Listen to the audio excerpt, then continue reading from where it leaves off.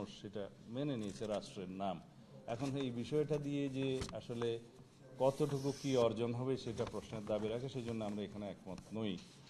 আর তাছাড়া মৌলিক অধিকার এবং মূলনীতি এরপরে আসে। তো মূলনীতির ক্ষেত্রে ওনারা ব্যাপক পরিবর্তনের একটা প্রস্তাব ওখানে রেখেছেন। তা আমরা প্রস্তাব করেছি যে বর্তমানে সাংবিধানিক যে ধারাগুলো আছে, অনুচ্ছেদগুলো আছে, তার মধ্যে আলাপ আলোচনার ভিত্তিতে বিভিন্ন স্টেক হোল্ডারদের প্রস্তাব অনুসারে এই মূলনীতির মধ্যে যে প্রস্তাবগুলো আছে সেগুলোর হয়তো সংশোধনে আনা যায়, বাট আমরা আমাদের দলের পক্ষ থেকে পূর্ব অবস্থায়, পঞ্চদশ সংশোধনী পূর্ব অবস্থায় বহাল রাখার জন্য আমরা প্রস্তাব করেছি। মূলনীতির পরে আসে মৌলিক অধিকারের বিষয়টি।